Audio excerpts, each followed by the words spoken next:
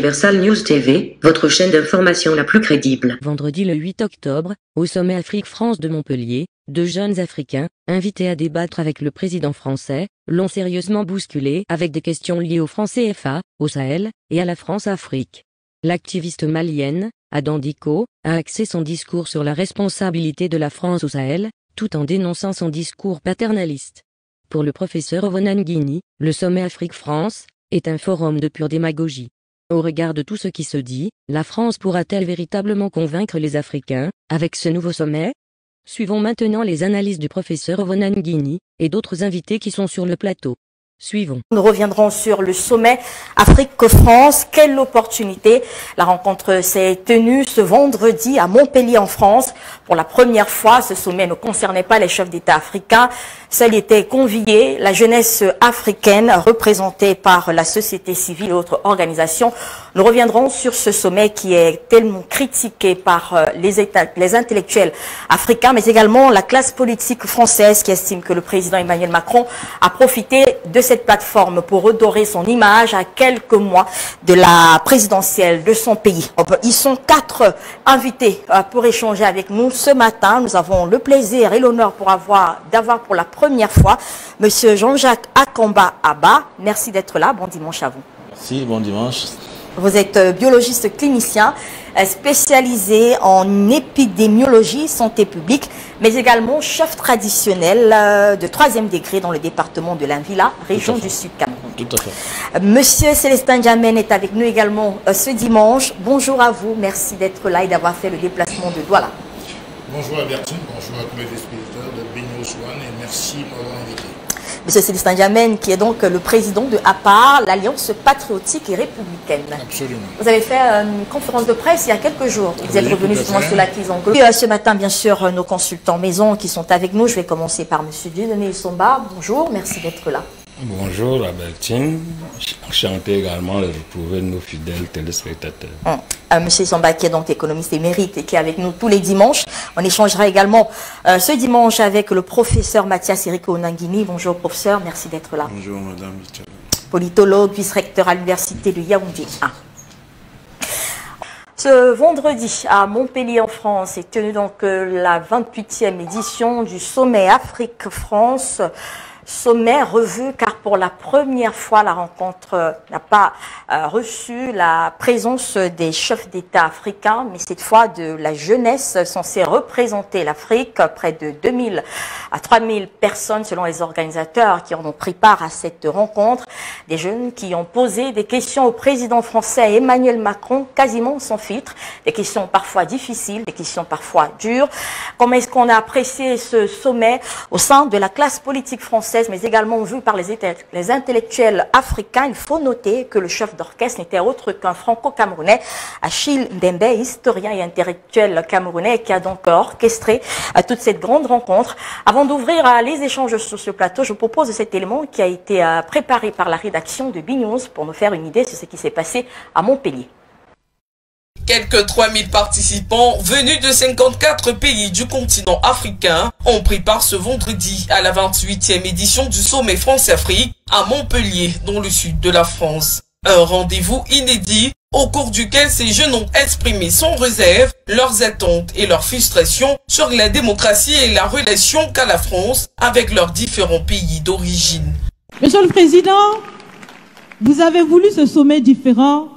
Vous nous avez appelés, nous, société civile, tout en sachant bien que tout ce qu'on peut faire, c'est dire ce qu'on pense. Alors, si on doit vivre ensemble, parce qu'il le faut à tout prix, ça sera dans l'interdépendance, je répète, mais surtout et aussi dans le respect et la valorisation des uns et des autres. La jeunesse convient à la table des discussions, espère également du pays d'Emmanuel Macron une reconnaissance des torts causés par un passé dominé par la colonisation.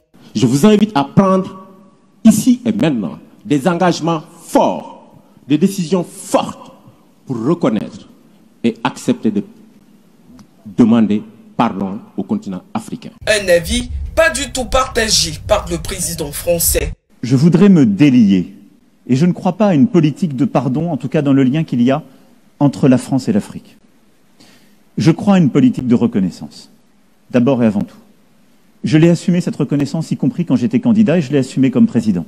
Au fil des discussions, le président français a également été interpellé sur le sort des migrants en Méditerranée, la restitution des œuvres d'art pillées au Bénin, la réduction du nombre de visas pour les ressortissants du Maghreb et la politique française au sein du G5 Sahel. Vous êtes au Sahel pour corriger l'erreur que vous avez commise en Libye, et en corrigeant ces erreurs, vous êtes en train de commettre d'autres erreurs. Du coup, arrêtez ça, arrêtez ces discours paternalistes, dire que nous allons vous aider, non, nous n'avons pas besoin d'aide, nous avons besoin de coopération, nous avons besoin de partenariat, et nous sommes liés par l'histoire, mais nous sommes liés par les dangers, nous sommes liés par les défis. Aucun chef d'État du continent n'a été invité à ce sommet qui se tient dans un contexte délicat, alors que l'influence de la France dans son ancien précaré est de plus en plus disputée et menacée par la présence russe sur le continent noir.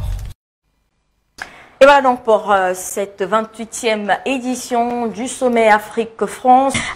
Professeur Mathias Eric, un sommet France-Afrique, ou Afrique-France si l'on veut, avec des jeunes, pas des chefs d'État, sur la forme. Est-ce que ça pose problème pour vous sur la forme d'avoir des jeunes qui sont invités à ce sommet-là pour échanger avec le chef de l'État? Bien entendu que ça pose problème. C'est d'abord en réalité la reconduction du paternalisme qu'on était censé dépasser. C'est comme si un chef de famille avait des problèmes avec son épouse ou ses épouses et ses enfants, et qu'un tiers, un de ses amis, décidait de discuter de ces problèmes-là avec son épouse ou ses épouses et ses enfants sans lui. Donc c'est déjà une marque d'irrespect. Ensuite, même s'il fallait discuter avec les sociétés civiles, la bonne hygiène, ce serait d'abord de discuter de la politique française en Afrique avec la société civile française. Est-ce que le président Emmanuel Macron s'en est montré capable? Est-ce qu'il peut le faire? Je n'en suis pas sûr. Troisième chose, s'il s'agissait vraiment de faire évoluer les choses, pourquoi donc ne pas convoquer un sommet où il y aurait la société civile française, les sociétés civiles africaines et les chefs d'État de France et d'Afrique? À mon avis, c'est ça qui aurait été véritablement intéressant. Mais, comme le disait M. Célestin Djamel, c'est une scénographie qui est commandée par des calculs politiques. Ça fait partie du marketing préélectoral que Emmanuel Macron mène en vue de la prochaine élection présidentielle française. Madame, on ne peut pas discuter sérieusement de la reconfiguration des rapports France-Afrique ou Afrique-France sans questionner les piliers de ces relations. Premier pilier, les traités et les accords dominiaux. On aurait pu les appeler à l'image des traités scélérats de l'époque de la Chine, mis sous colonisation par les puissances occidentales. C'est quoi? C'est un ensemble de traités et d'accords qui ont été signés au moment où, contraint par des mouvements sociaux, mais aussi par une dynamique internationale, la République française a accepté la décolonisation, mais a d'une certaine manière retiré d'une main ce qu'elle avait donné d'une autre. Deuxième problème, la question des bases militaires et des postes militaires français en Afrique. Une question qui a été évoquée par des jeunes qui ont posé des questions. Oui, mais qui n'a pas été évoquée de manière profonde. Parce que pour l'évoquer de manière profonde, il faut la rattacher aux accords, notamment aux accords de défense ou de coopération militaire. Troisième question, la question du franc CFA.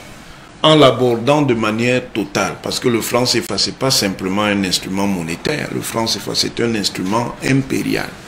Et c'est un instrument impérial qui, dans les conditions historiques où il a été réinstitué, parce qu'il existait bien avant le moment de la décolonisation décisive, est devenu un instrument de dépossession d'une fonction de souveraineté. Parce que la monnaie, c'est évidemment aussi un attribut de souveraineté.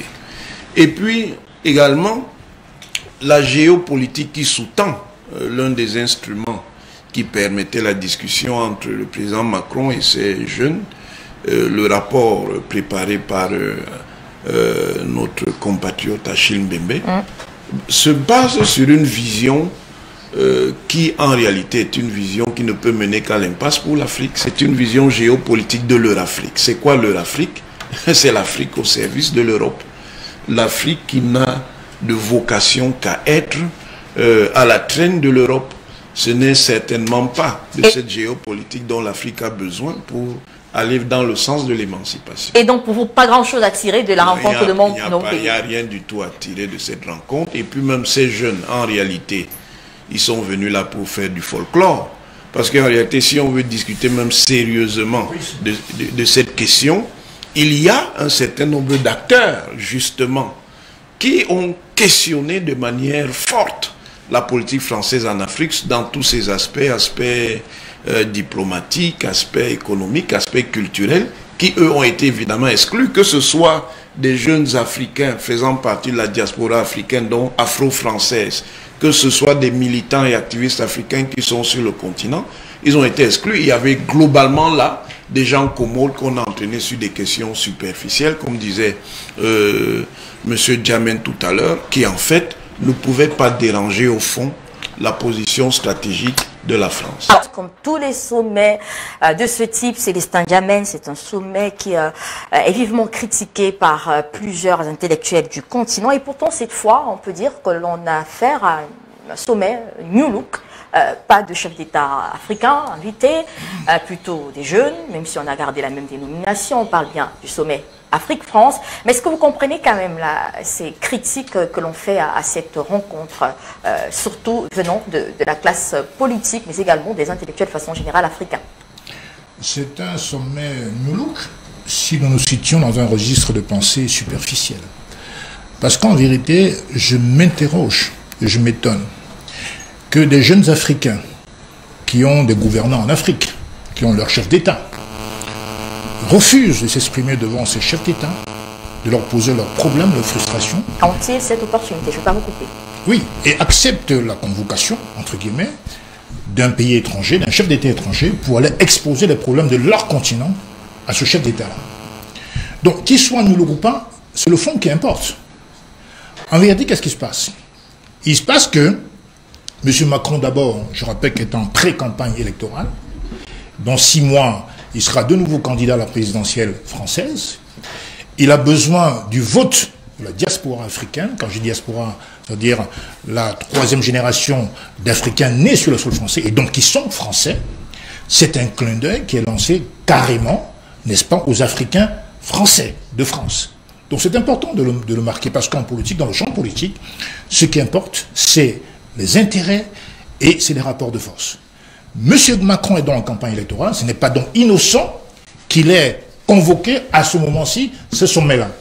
Maintenant, évidemment, ça a permis à certains Africains de pouvoir exprimer du fond du cœur ce qu'ils pensent de la France, de son paternalisme et tout, mais la question n'est pas là. La question de fond, c'est de savoir qu'après ce sommet France-Afrique, New Look, comme vous dites, est-ce que les choses vont évoluer en Afrique de manière concrète? Est-ce que, effectivement, en Afrique, on va abolir le franc CFA? Est-ce que la nature des coopérations entre la France et les pays francophones d'Afrique vont évoluer, vont changer? Est-ce que les multinationales vont continuer à piller les économies africaines? Est-ce que les Français vont continuer à maintenir ce compte d'opération? Il y a des problèmes concrets en Afrique que les jeunes Africains présents en France, à Montpellier, auraient pu poser directement à leur gouvernement. Pourquoi choisissent-ils d'aller se pavaner devant Macron? C'est un peu l'image du chat qui convoque la souris et que la souris dit « mais quand vous me charcutez, quand vous me mangez, j'ai mal ». Comprenez? Mais le chat s'en fout. Donc pour vous, le chat continuera dans sa politique. Est-ce que ces jeunes Africains, ils ont l'opportunité de poser ces questions? On est vraiment sur les questions à ces dirigeants africains dans des plateformes comme celle que l'on a vue à Montpellier. Ben, écoutez, ils ont posé des questions, mais je veux dire, allons au fond du débat. Le débat, c'est que pourquoi il n'y a pas de sommet, par exemple, France-Asie, de sommet France-Amérique? Il n'y a pas de jeunes Américains convoqués à Paris ou à Montpellier pour exposer leurs problèmes. Il n'y a pas de jeunes Asiatiques convoqués à Paris ou à Montpellier pour convoquer... Alors, le problème, c'est de savoir que est-ce que l'Africain doit sortir de cet esclavage mental? C'est ça la vraie question. Pourquoi aller exposer nos problèmes à la France? Est-ce que c'est la France qui viendra sauver l'Afrique? Est-ce que c'est le président Macron qui viendra changer les choses en Afrique? Voilà la question de fond qui se pose. Alors, que sommes-nous allés faire à Montpellier? Je me pose la question. Au moins, on a compris que la version sommet France-Afrique avec les chefs d'État, c'est terminé, du moins en principe. Et donc on peut imaginer que par la suite, la France va comprendre qu'elle n'a plus le droit de citer en Afrique. Et quand vous regardez un petit peu pour terminer là-dessus, ce qui se passe en Centrafrique et au Mali, avec les coopérations qui se nouent actuellement entre la France, entre le Mali et la Russie, et la Centrafrique et la Russie, bien sûr la France est en train de perdre du terrain. Peut-être veut-elle, n'est-ce pas, par ces moyens-là, essayer un petit peu de regagner le cœur des Africains, mais c'est peine perdue pour moi. On va écouter un peu, avant de revenir à vous, M. Akamba, quelques-unes de ces questions qui ne me semblent pas, le professeur nous dira, pas très superficielles quand même. Je crois qu'ils ont abordé des questions qui me semblent dérangeantes, mais bon, on écoute quand même quelques questions qu'on a sélectionnées pendant donc ce forum. Vous avez voulu ce sommet différent, vous nous avez appelés, nous, société civile, tout en sachant bien que tout ce qu'on peut faire, c'est dire ce qu'on pense. Alors, si on doit vivre ensemble, parce qu'il le faut à tout prix, ça sera dans l'interdépendance, je répète, mais surtout et aussi dans le respect et la valorisation des uns et des autres. Je vous invite à prendre ici et maintenant des engagements forts, des décisions fortes pour reconnaître et accepter de demander pardon au continent africain. Vous êtes au Sahel pour corriger l'erreur que vous avez commise en Libye, et en corrigeant ces erreurs, vous êtes en train de commettre d'autres erreurs. Du coup, arrêtez ça, arrêtez ces discours paternalistes, dire que nous allons vous aider, nous allons... Non, nous n'avons pas besoin d'aide, nous avons besoin de coopération, nous avons besoin de partenariat, et nous sommes liés par l'histoire, mais nous sommes liés par les dangers, nous sommes liés par les défis.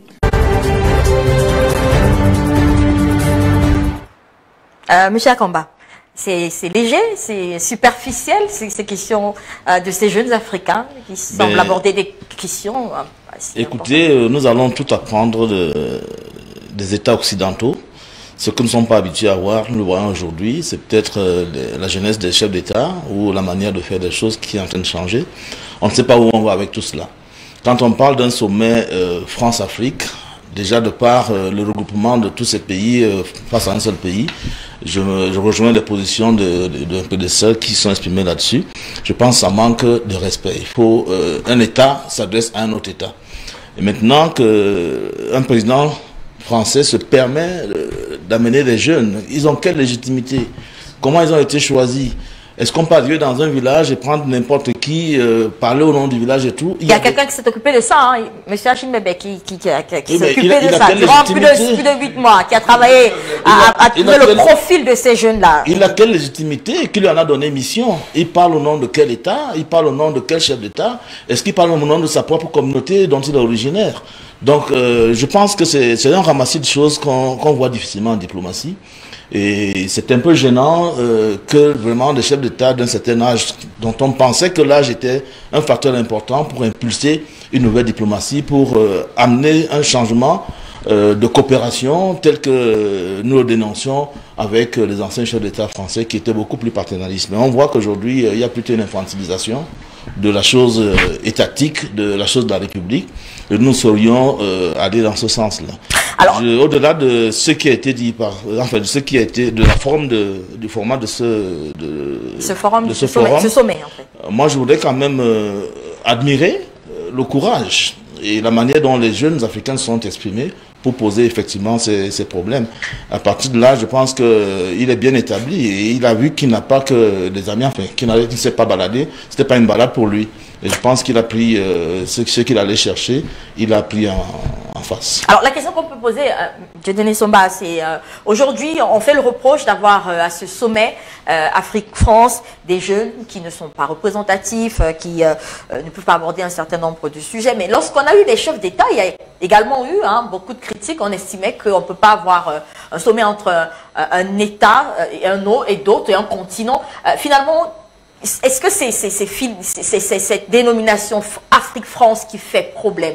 Ou est-ce que c'est une question de chef d'État, de jeunes? On ne comprend pas finalement ce qu'on reproche à cette rencontre de façon générale, globale. La question est la suivante. Est-ce que ce genre de rencontres, quelle que soit la forme où elles sont organisées, est-ce qu'elles peuvent ne pas donner lieu à des critiques? C'est ça qui est fondamental. C'est-à-dire que il y avait déjà des rencontres entre le président français et le président africain. Ça a donné lieu à jaser. On a un nouveau président qui pense qu'il peut changer. Ça donne lieu à jaser. est-ce qu'il y a des formules qui ne donneraient pas à jaser? C'est d'abord la première question. Je crois qu'il faudrait peut-être voir comment poser le problème. Macron est un président français. Il a été élu par les Français. Il défend les intérêts français. Et tout ce qu'il fait renvoie à l'intérêt bien compris de la France. Macron n'a pas été élu par les Camerounais, par les Tchadiens et autres. Il a été élu par les Français. Donc, tout ce que Macron fait, c'est pour l'intérêt de la France, tout en tenant compte des contraintes. Macron a pris acte que les chefs d'État, la démarche utilisant les chefs d'État, ne passait plus du point de vue image. Il a pensé que peut-être en passant par la société civile, peut-être que cela donnerait une meilleure image, peut-être que cela serait peut-être même un peu plus bénéfique, aussi bien à la France, qui est son intérêt, qu'aux partenaires africains. Alors, et là, je vais vous répondre, parce que là, je vais vous répondre d'abord en fonctionnaire. Hein, c'est-à-dire, un fonctionnaire, la qualité d'un fonctionnaire, c'est ne jamais critiquer quelque chose sans prouver autre chose de meilleur. Et justement, personne ne peut reprocher les critiques, parce que toutes ces rencontres-là sont critiquables. La question de fond, c'est qu'est-ce qu'on fait? Quel est le projet alternatif qu'on présente? Soit on continue à traiter avec la France, auquel cas il faudrait proposer un modèle de collaboration consensuelle, ou alors on renonce à ces rencontres et on propose autre chose. Le professeur Oran qui a parlé tout à l'heure du CFA, moi je suis un, disons, je traite de la monnaie.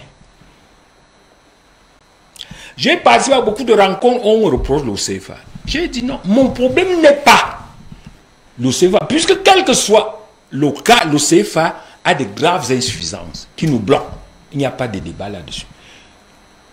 Mais ce qui est important, ce n'est pas la critique, c'est l'alternative.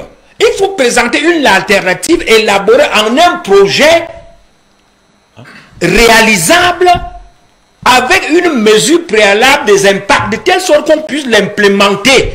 Donc pour moi, et c'est pour ça que j'ai toujours été très réservé aux critiques, mon statut d'ancien fonctionnaire m'interdit de critiquer quelque chose tant que je n'ai pas d'alternative. Et donc tant qu'il n'y a pas d'alternative, on s'en tient à... Bon, on essaie peut-être d'améliorer parce que rien n'est aussi facile que de critiquer. Il y a des gens qui peuvent venir nous dire que le Cameroun aurait dû construire les routes bitumées dans tous les villages.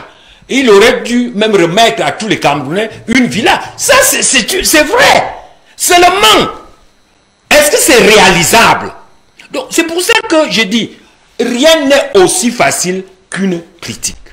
Mais parmi ces critiques, je n'ai pas vu un projet alternatif de coopération de la France. Que ce soit une coopération, disons, qui se prolonge, qui est dans le prolongement de la constitution actuelle, que ce soit une rupture même. Il y a tout simplement des protestations, des contestations, et moi en tant que fonctionnaire, je ne tiens pas compte des contestations qui ne s'accompagnent pas d'un projet alternatif. Est-ce qu'il y a un projet, avant de revenir à Achille Mbeke, lui-même très critiqué d'avoir participé à l'organisation de cette rencontre, pour l'instant, il n'y a pas d'alternative, professeur Mathias Eric? Oh, ça, vous ne pouvez pas le dire. Ce n'est pas les alternatives qui manquent. Déjà, de manière pratique, il y a des contraintes qui se sont imposées à l'action française en Afrique. C'est que un certain nombre de leaders des pays africains en question ont commencé à prendre des démarches diplomatiques de diversification de partenariats qui ont commencé à limiter le champ de la France. Il y a des chefs d'État qui, avec plus ou moins de profondeur ou de sincérité, ont critiqué le mécanisme du franc CFA. Il y a des chefs d'État, comme c'est le champ africain qui n'est pas spécifique à ce qu'on appelait autrefois le précaré, qui ont critiqué la zone franc et ont proposé d'autres modes d'organisation. Donc on ne peut pas dire que les alternatives manquent nécessairement. Mais les plateformes dans ce que je dis, il y avait même une alternative. Moi, je pense que s'il y avait une vraie volonté d'avancer, même en tenant compte des intérêts de la France, justement, si le président Macron était très subtil, ce qu'il aurait fait, c'est qu'il aurait fait un sommet avec la société civile française, les sociétés civiles africaines et les présidents africains. Une telle configuration ne poserait pas de problème?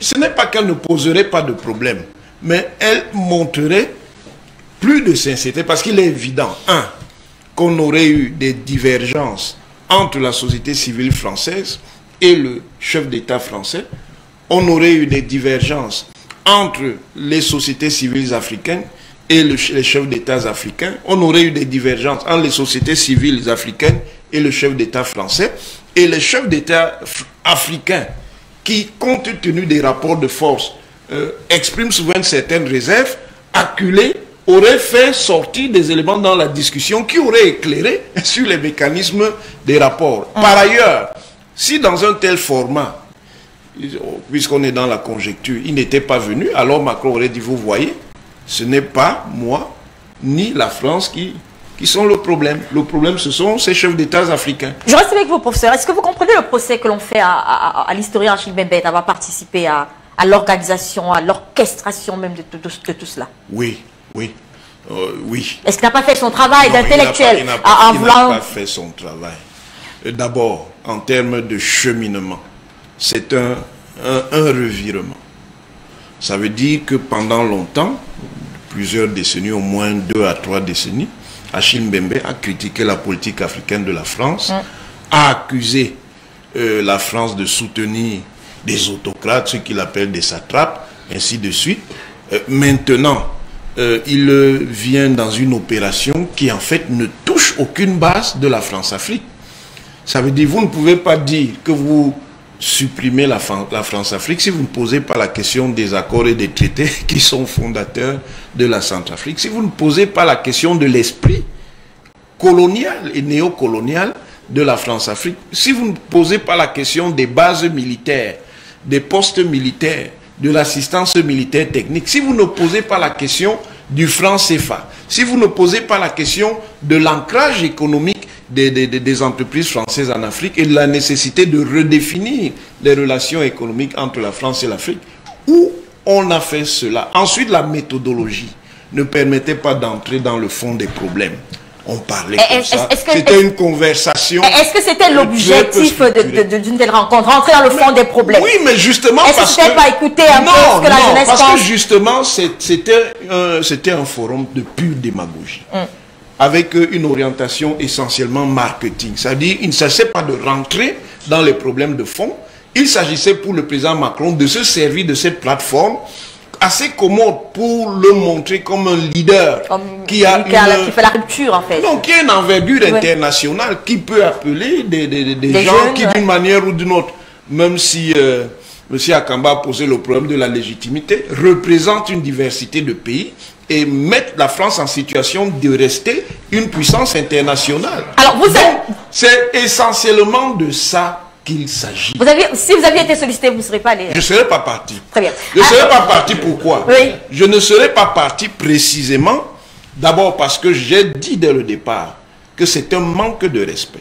Ça veut dire que vous ne pouvez pas organiser une rencontre qui se veut une rencontre au sommet, parce que ce n'est pas simplement des administratifs ou des membres du gouvernement français qui sont de l'autre côté de la table. C'est le chef d'État de la République française. Donc, en termes de représentation, il faut que de l'autre côté, il y ait des gens qui aient le statut équivalent. On n'imagine pas un G7 avec Joe Biden et des jeunes des autres pays. Sur le cas Achille Mbembe, vous voulez réagir? Oui, d'abord sur ce qu'a dit le professeur Bonaguini, je suis d'accord avec lui sur la question de la démagogie. C'est une opération, je l'ai dit, marketing. Avant une élection. Oui, ça veut dire que ce n'est pas une question de rencontre de civilisation entre la France et d'autres nations dans le monde, de civilisation. C'est une rencontre qui est basée essentiellement sur la campagne présidentielle de M. Macron. Pourquoi? Parce qu'il y a une diaspora africaine, il y a des Africains qui sont français, ils sont très nombreux. Et Macron veut capter ces voix-là. C'est un électorat très important. Et bien sûr, et d'autant plus aujourd'hui que il y a un certain Éric Zemmour dans le landerneau politique français qui a fixé son discours sur l'immigration, qu'il faut l'arrêter purement et simplement. Donc, par esprit de contre-courant, de contre-pied, Macron veut lancer aux personnalités issues de la diaspora africaine, donc des origines africaines, un autre discours qui va à l'encontre de ce que dit M. Zemmour. Et donc, ceci rentre dans le sens carrément d'une opération marketing. Maintenant, sur Achille Bembe, je considère qu'il a le droit d'avoir des amitiés qu'il veut, mais il ne représente que lui-même. Il ne représente pas l'Afrique, aucun peuple d'Afrique. Il représente d'abord lui-même. Vous pensez vraiment qu'il y a un profil qui aurait fait l'unanimité pour une telle tâche? Il est clair que dans ses discours précédents, j'ai lu quand même sortir de la nuit, la grande nuit, quand même où il dit clairement que l'Afrique doit sortir, les Africains doivent sortir de l'esclavage mental. Alors aujourd'hui qu'il a servi, on va dire, de rempart à M. Macron pour sa campagne, dont on sait que dans 6 mois, il a l'intention de briguer un deuxième mandat, c'est assez regrettable. Quelles sont les motivations? La question fondamentale, Bertine, c'est de savoir quelle est la nécessité d'un tel sommet. C'est pas une question de rencontre, là je suis pas d'accord avec le professeur Nanguiné, de société civile entre elles. C'est une question qui concerne un chef d'État africain, nous sommes dans le champ politique, qui organise son marketing politique. Point barre. Point barre, je ne suis pas sûr qu'en dehors, qu'il y a 2 ans, il aurait fait cette formule-là en tout cas. Donc la question aujourd'hui, c'est que comment les jeunes Africains, conscients d'eux-mêmes, et là on retrouve les propos il y a quelques années, quelques décennies, de M. Kwame Nkrumah et de Sankara, qui parlaient de l'éveil africain. À quel moment, nous, Africains, on doit comprendre que notre destin, notre destinée, doit être entre nos mains. Ce n'est pas à la France de venir résoudre nos problèmes. Elle ne le peut pas. Elle ne le peut pas. C'est à nous, Africains, de porter la critique devant nos responsables africains pour leur dire que ça ne peut pas continuer ainsi. Alors, ce n'est pas la peine de se refuser devant M. Macron pour dire que M. Macron venait sauver l'Afrique. Non, je ne suis pas d'accord avec ça. Il faut bien qu'il y ait un sursaut, une catharsis, je vois bien, parce qu'on expurge les souffrances, les frustrations, mais ça n'est pas devant M. Macron. C'est devant M. Sassou Nguesso, c'est devant M. Biya, c'est devant M. Ali Bongo, ce n'est pas devant M. Macron. Il faut arrêter donc avec ça. Je posais la question, est-ce qu'il y a vraiment par quelque chose à tirer de cette rencontre? Parce qu'on vous écoute, aucune opportunité pour la jeunesse qui a participé, rien du tout. Il n'y a pas de plateforme, les jeunes vont aller poser des questions. Madame, non, je crois que nous faisons un faux procès à Macron. Macron n'a pas été élu pour venir développer l'Afrique. Macron a été élu par les Français pour développer la France. Donc, tout ce que Macron fait, c'est pour l'intérêt de la France. Macron ne peut pas aller organiser des rencontres en France pour déstabiliser l'empire français en Afrique. Il faut partir de là et cesser de lui faire de mauvais procès. Donc, dans le principe, il faut partir du principe que quand la France organise quelque chose avec ses ressources sur son territoire, c'est pour son intérêt.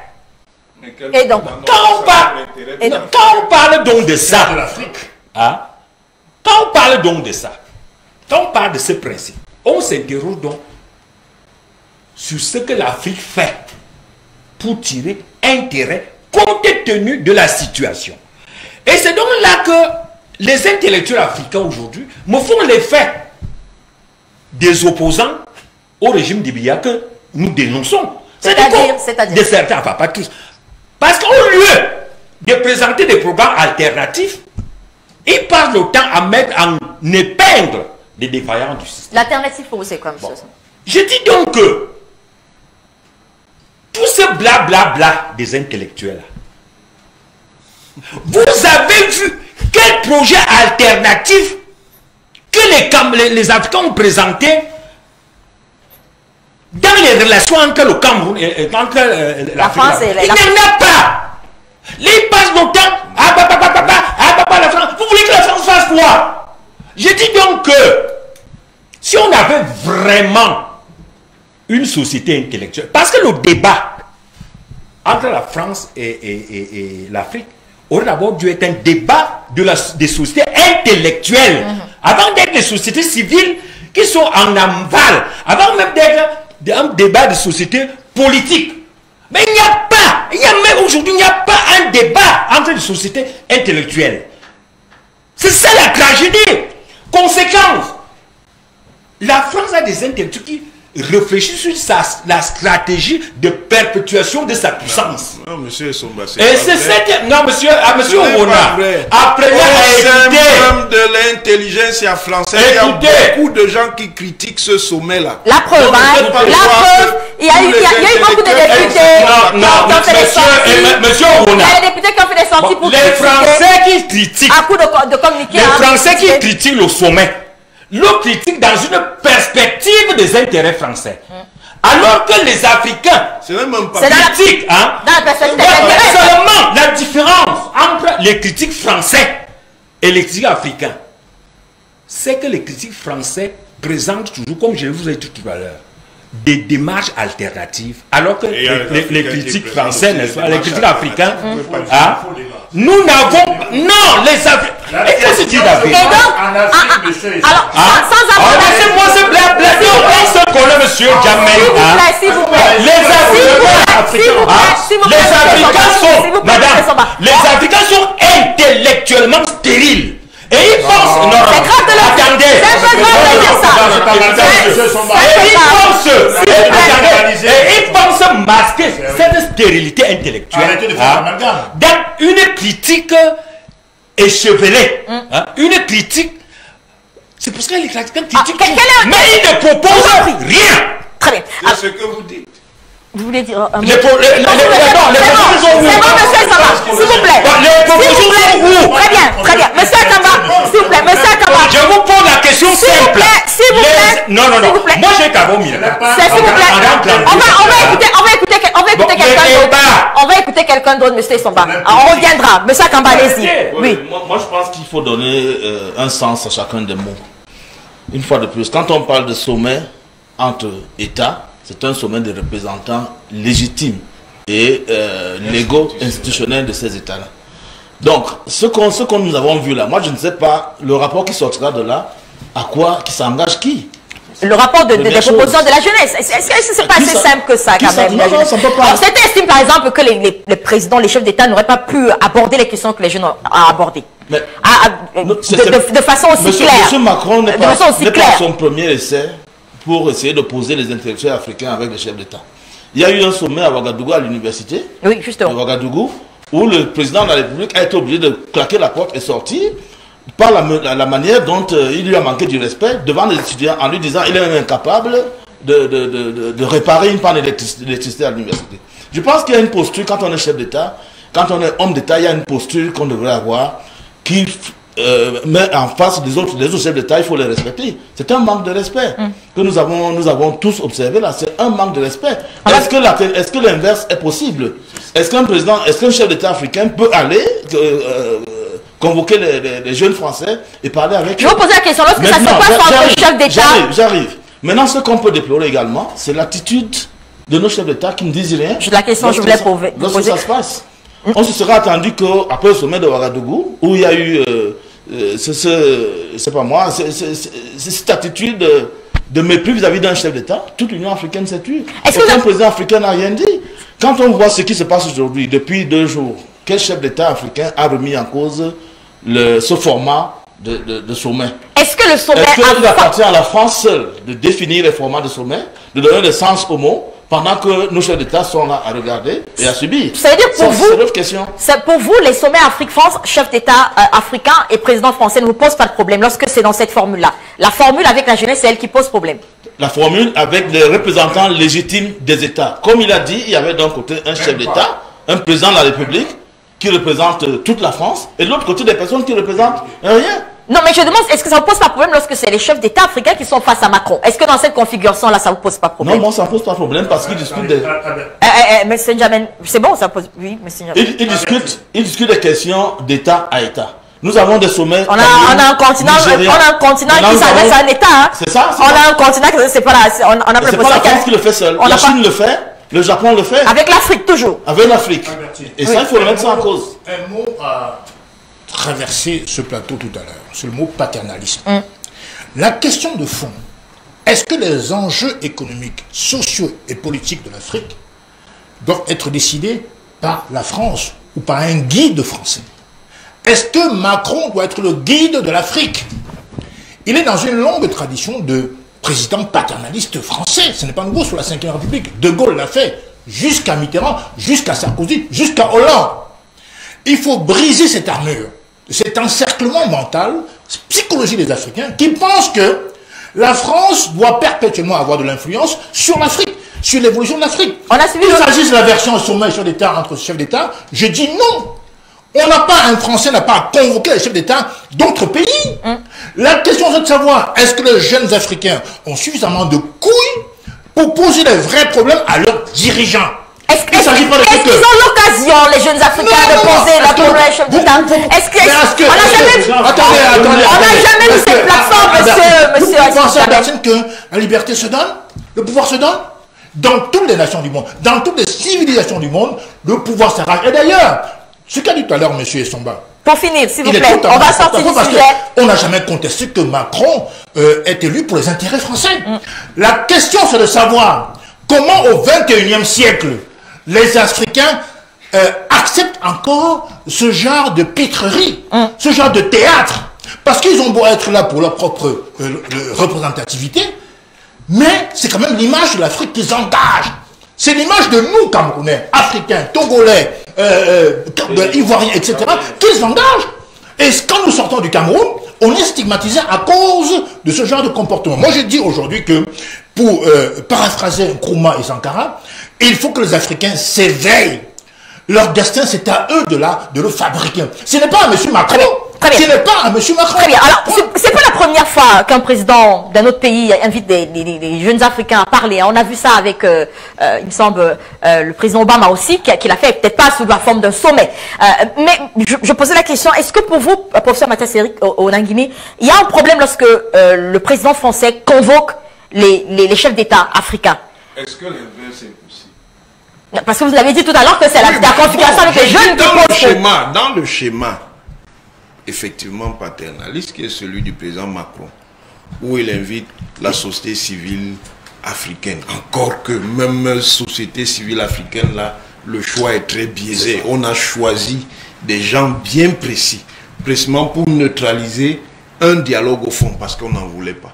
Mais je dis, dans ce cas-là, si c'était un peu sérieux, il s'agissait de confronter la société civile française et la société civile africaine. Parce que la société civile française a un certain nombre de groupes qui sont extrêmement critiques de l'action française en Afrique.